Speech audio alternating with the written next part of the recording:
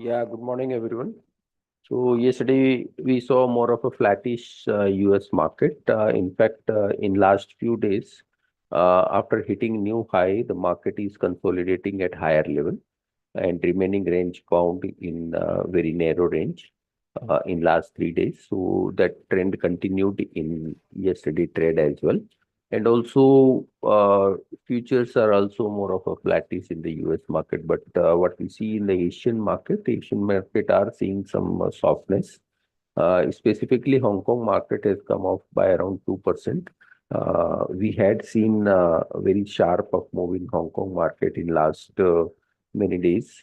Almost a month, we are seeing a good rally in the Hong Kong market, and thereafter we saw today a reasonable correction of around 2% in the Hong Kong market. So that is also having impact on the other Asian market as well. So most of the Asian markets are down today. Uh, so overall, what we see that India has also seen a good move up, and we should consolidate at an upper level in today's trade. So uh, I'll request technical team to take up from here.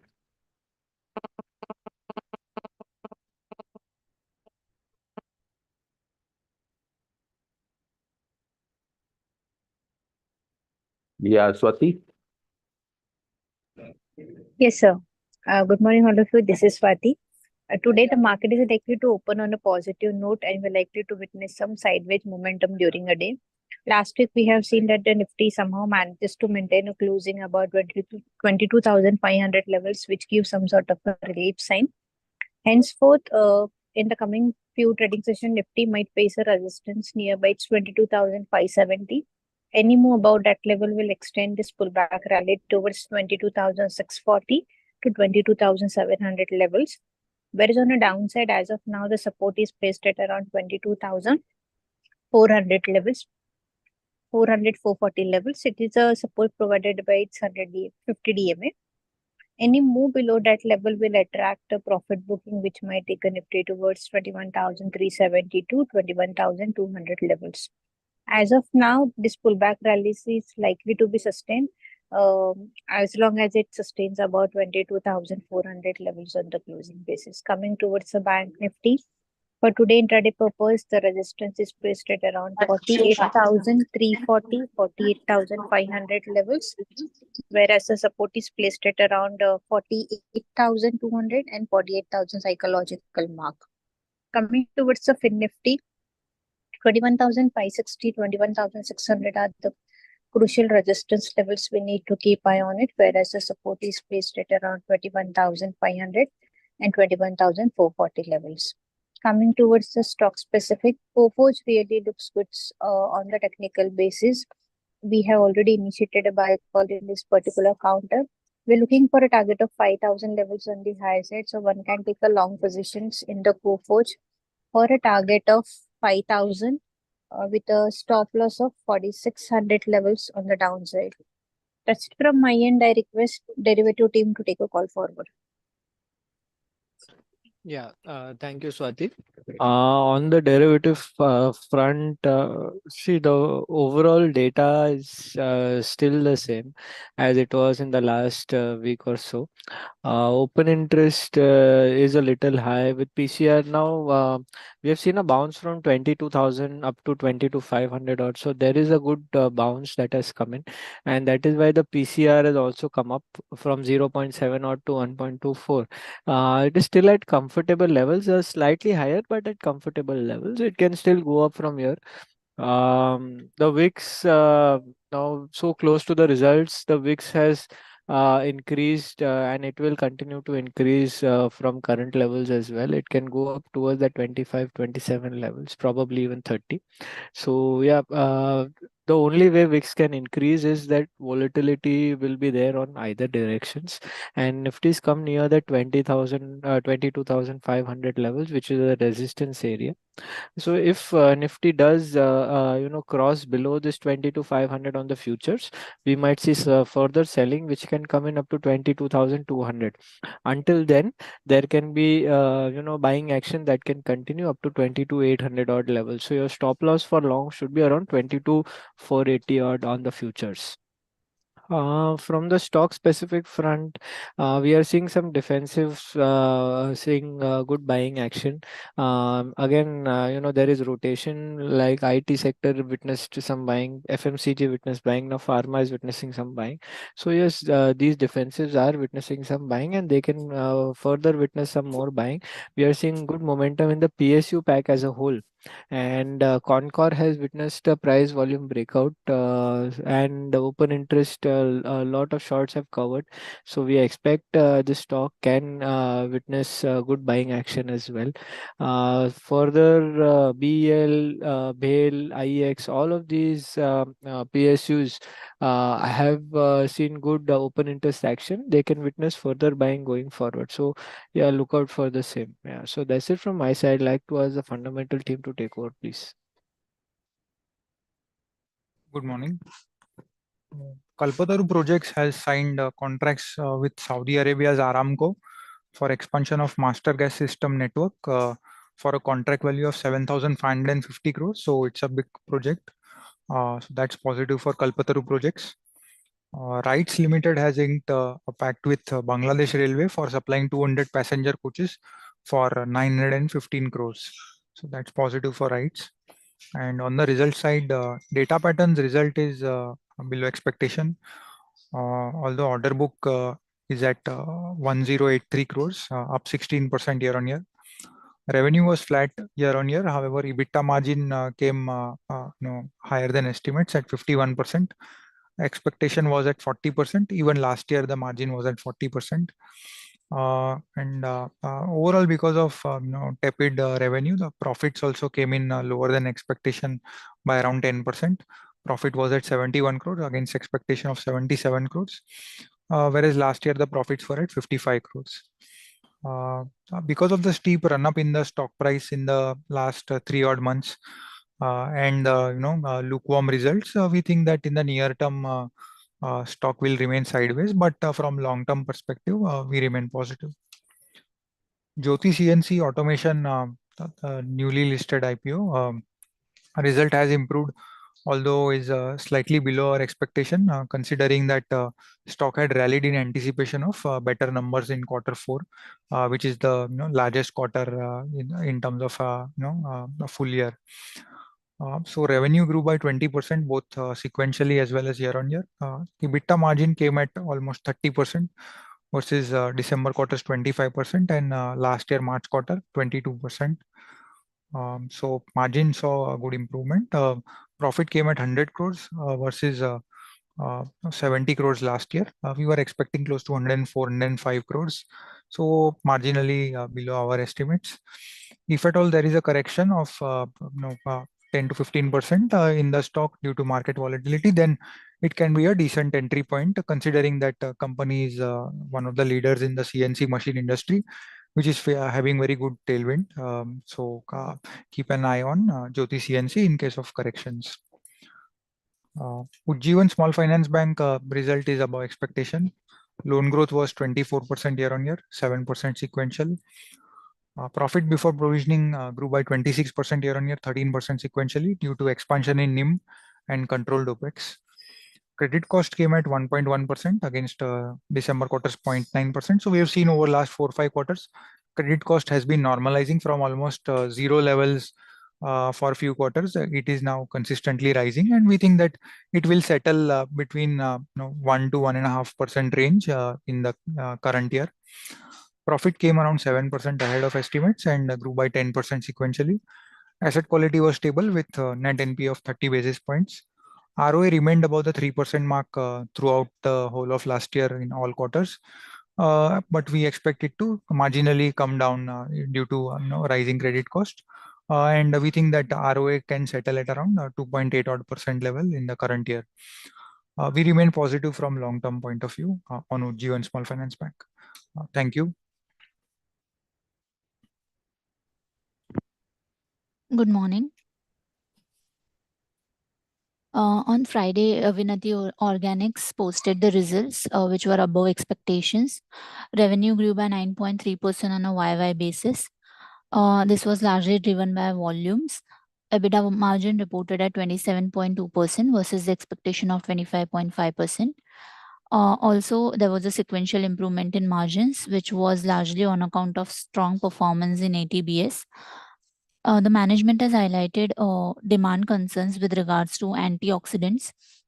Also, it has seen intense competition from China that has put pressures on pricing. While in terms of ATBS, the management has guided for strong volume growth, but one need to consider the impact of spreads in the near term. Also, new portfolio is expected to take some time to hit the peak margins. The management has guided for 20% revenue growth over the next 3 years, with margins in the range of 26%, which is below than historical levels. The stock is trading at a PE of 39.8 times to FY25 EPS, and our outlook is negative in the near term. Whirlpool of India Limited posted the results ahead of expectations. Revenue grew by 3.7% on a YY basis and sequential improvement at 12.9%. The company has seen the significant growth in the market share during the quarter compared to same period last year, with modest revenue growth. EBITDA margin reported at 8.3%. The margins have improved, which were led by largely volume growth and strong cross productivity efforts and improved mix. The stock is trading at a PE of 56 times to FY25 EPS, and currently we are neutral on the stock. Deepak Nitrite Limited posted the results broadly in line with expectations. Revenue grew by 8.4% on a YY basis, and EBITDA margin reported at 14.2% versus expectation of 15.2%. The stock is trading at a PE of 33 times to FY25 EPS. Camlin Fine Science Limited posted the results below expectations. Revenue degrew by 5.9% on a YY basis, and EBITDA margin reported at negative 3.3% versus the expectation of 8.2%. There was a impact of as the company has written off the inventory worth rupees 36.8 crore, the overall result got impacted. The stock is trading at a PE of 16 times to FY25 EPS. Anupam Rasayan India Limited posted the results below expectations. Revenue degrew by 16.4% on a YY basis, and EBITDA margin reported at 23.1% versus the expectation of 26.3%. The stock is trading at a PE of 37 times to FY25 EPS.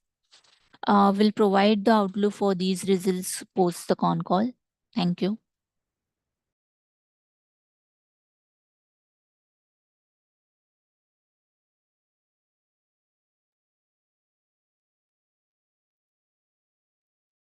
Yeah, apart from this, GlaxoSmithKline Pharma had a con call, and company has indicated a positive outlook on the company.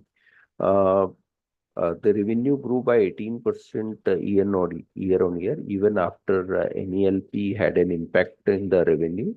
There are 3 divisions in the company: the basic drug divisions, that is traditional, their generic medicine division has grown, volume has grown by around 12 to 13%.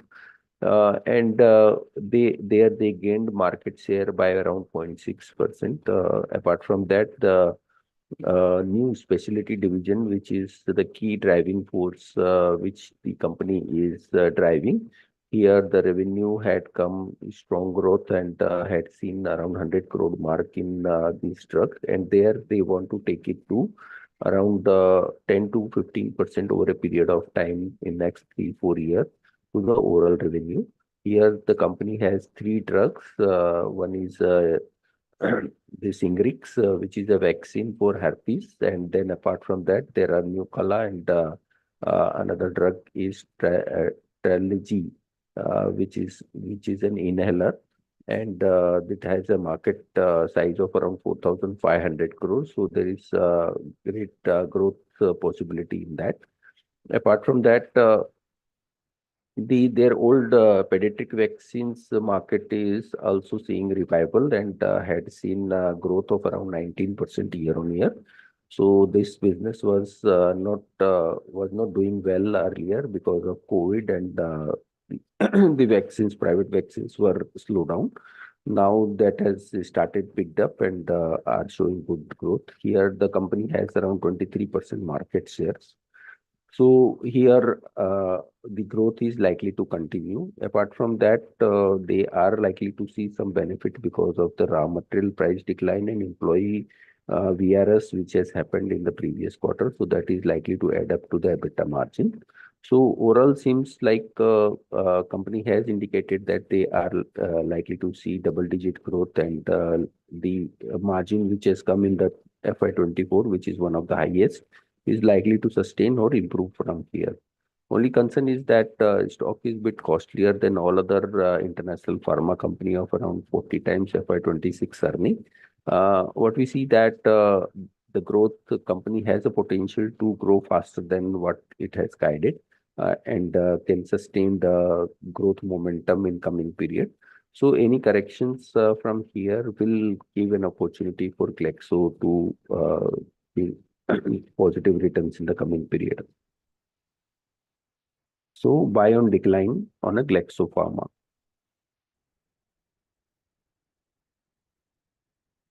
Then we had seen the result of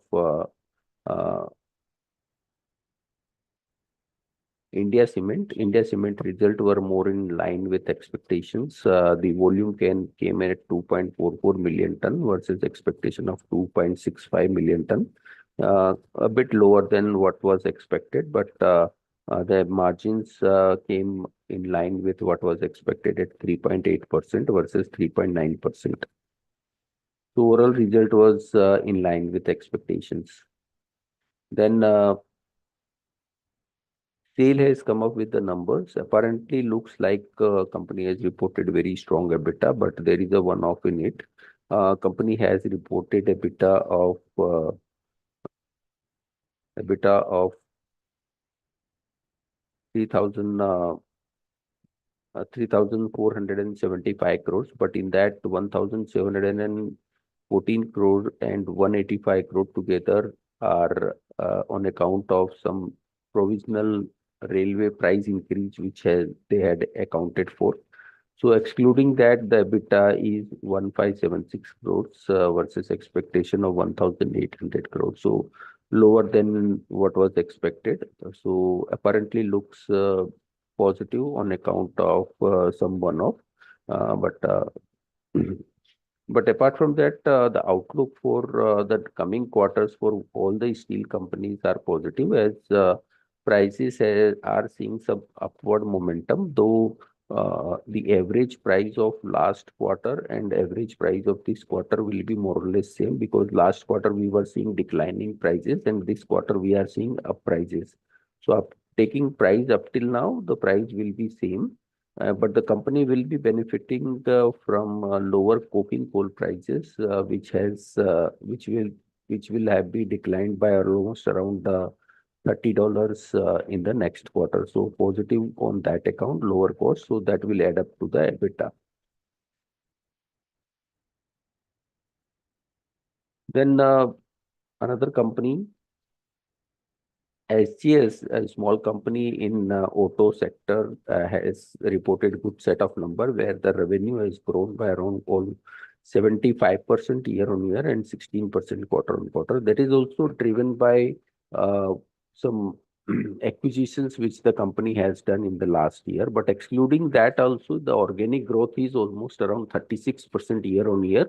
And EBITDA has also grown by around 37%. So overall number seems quite strong for SGS Enterprises and are ahead of expectations. Valuations also looks reasonable at around 14 times FY26 earnings. So outlook seems positive for SGS Enterprises. They are in the auto ancillary sector. So That's all from us, and I'll request commodity team to take up from here. Yes, sir. Thank you very much. Good morning, everyone. The sessions are expected to remain volatile. So watch out for the calls given, and buy on dips should be the strategy. That's it from us. Thank you very much.